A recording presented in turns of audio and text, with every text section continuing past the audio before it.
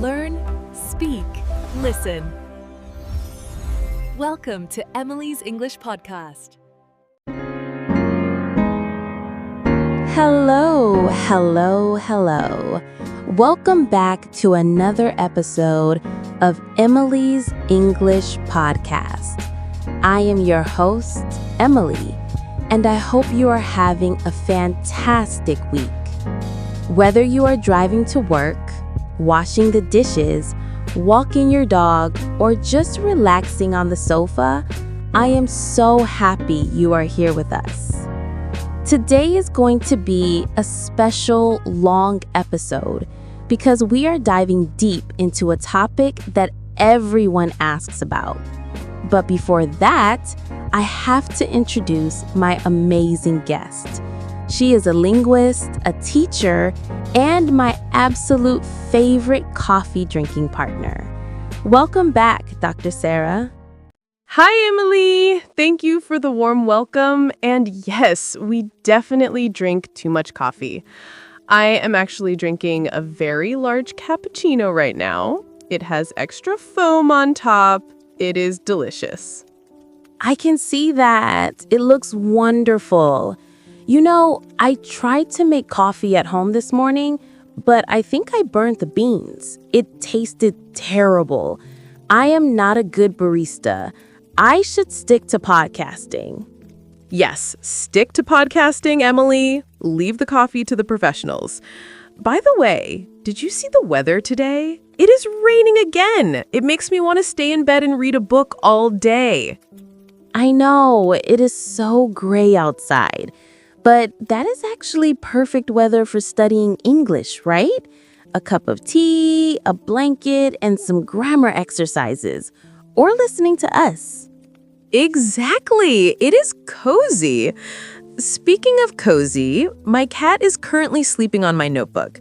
If you hear a strange meow sound during the recording, I apologize. That is just Mr. Whiskers saying hello.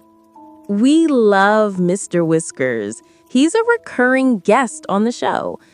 Okay, Sarah, let's get serious. Well, maybe not too serious.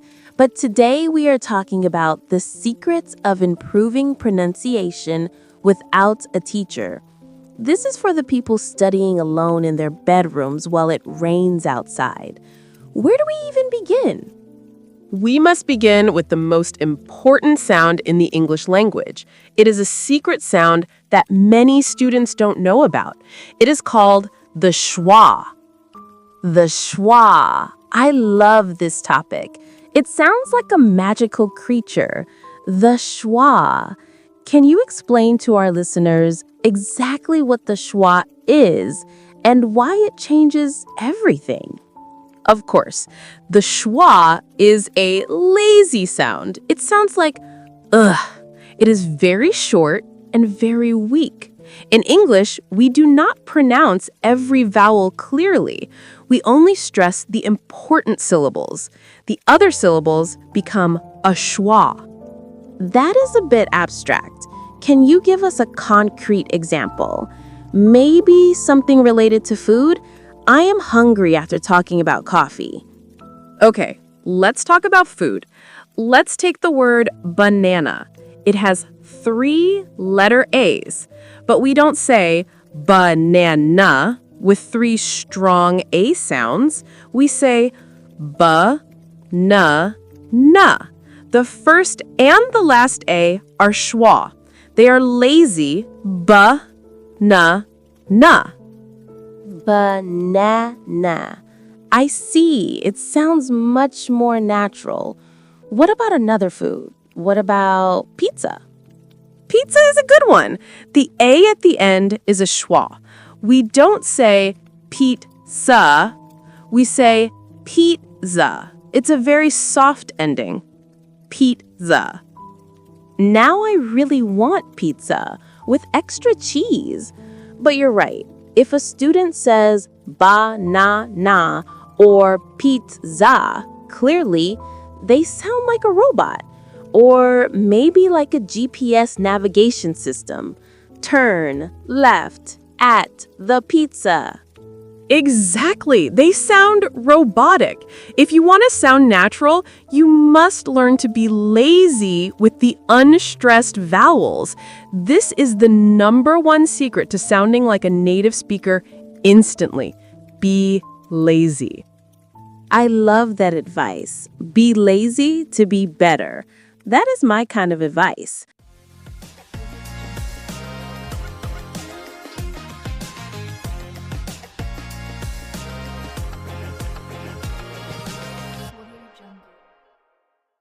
Okay, Sarah, I want to try something fun today. Since we are talking about training our mouths, I think we should do a tongue twister challenge. Oh no, I am terrible at these, but let's do it. They are like gym exercises for your tongue. Do you have a difficult one for me? I have a classic one. It helps with the S and SH sounds. These are very hard for many learners. The phrase is, she sells seashells by the seashore. Oh, that one is a nightmare. She sells seashells. It reminds me of when I was a little girl in school. We used to have competitions to see who could say it the fastest. I always lost. Well, today we are not going fast. We are going slow. The challenge here is moving from the sh sound in she to the s sound in cells. Let me try it slowly first. She sells seashells by the seashore. Okay, my turn. She sells seashells by the seashore. Wow, I really have to focus on my tongue position. It feels like my tongue is doing yoga. Tongue yoga? That is a great name for a new class. But seriously, for our listeners, why is this specific exercise useful? Is it just a silly game? It is not just a game. It is muscle isolation. When you do this, your brain has to focus 100% on the position of your tongue. If you do this for 5 minutes a day, your brain learns to switch between S and SH automatically. It builds muscle memory. So, listeners, I want you to pause the podcast right now. Yes, press pause. Try to say, she sells seashells 5 times. Don't worry if you make a mistake. Just try it. And don't worry if people on the bus look at you strangely.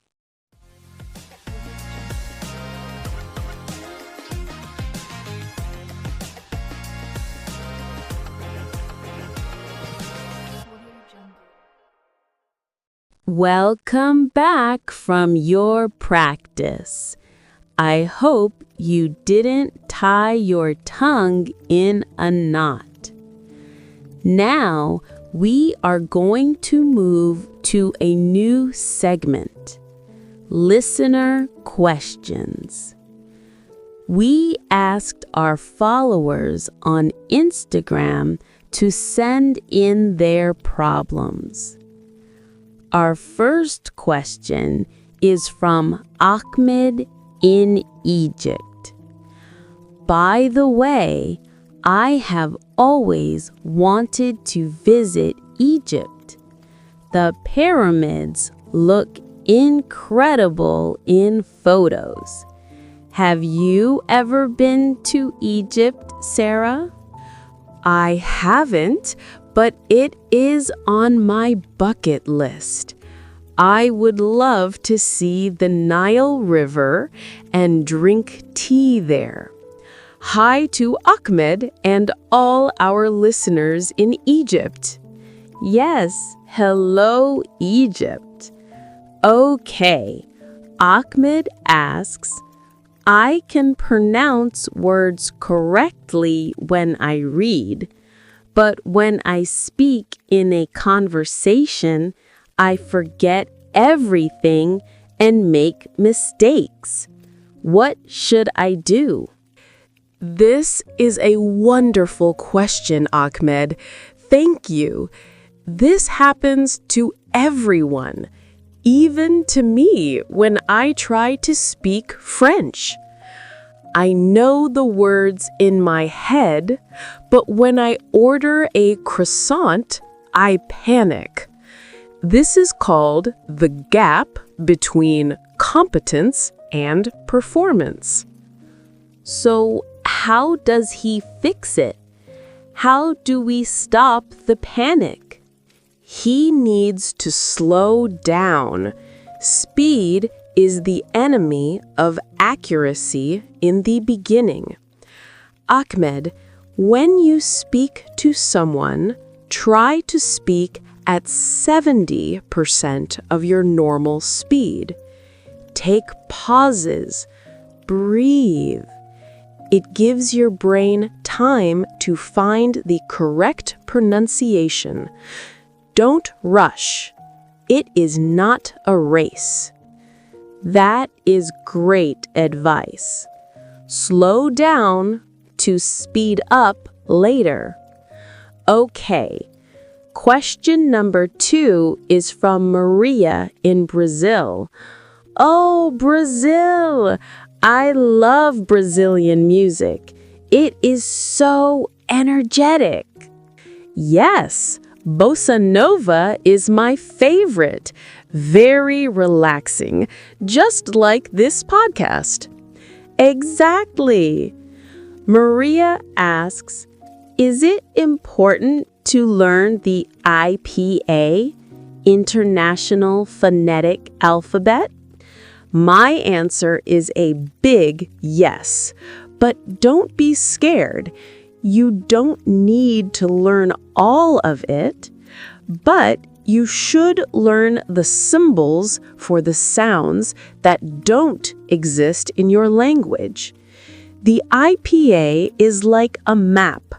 If you can read the map, you can pronounce any new word in the dictionary without a teacher. It is a superpower for self-learners.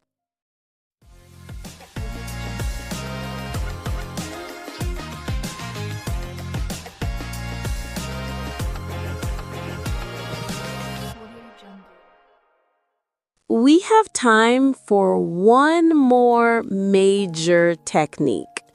Dr. Sarah, you mentioned chunking in your book. Can you explain this concept to our listeners? And does it have anything to do with chocolate chunks in cookies? Because I am still thinking about food. Sadly, no cookies today, Emily. Chunking means grouping words together. Native speakers do not speak word by word. We speak in blocks of meaning. I imagine a sentence like a train. The words are the cars of the train? Yes, that is a great image. Instead of saying, I want to go to the store, which is robotic, you chunk it. I want to go to the store. 2 chunks. You pause slightly between the chunks, but the words inside the chunk are glued together. So, I wanna go is one sound, and to the store is the second sound. It makes everything smoother, like butter on toast. Exactly, smooth like butter. If you practice reading texts by marking the chunks with a pencil first, your reading will sound much more fluent and professional. It stops you from sounding choppy.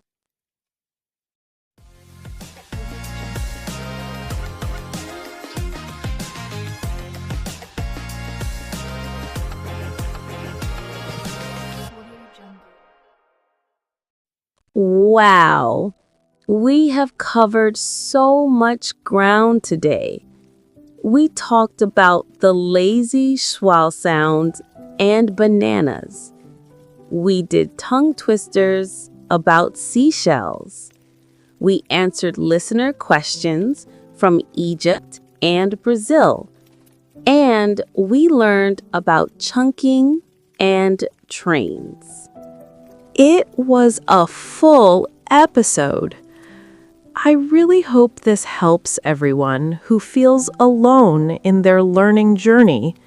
You are not alone. You have these tools, and you have us. I want to leave our listeners with one thought. Your voice is your instrument. It takes time to learn to play an instrument. You would not expect to play the piano perfectly in 1 week. Be kind to yourself. Celebrate the small victories. If you pronounced pizza correctly today, that is a victory. If you enjoyed this long episode, please share it with a friend who is learning English. Post your tongue twister attempts on social media and tag us. We want to hear you. And tell us what your favorite coffee is in the comments. Thank you for having me, Emily. And thank you to Mr. Whiskers for staying asleep. Keep practicing, everyone. Thank you, Dr. Sarah. And thank you, listeners. Keep listening, keep repeating, and keep moving forward. This is Emily, signing off. See you in the next episode. Goodbye.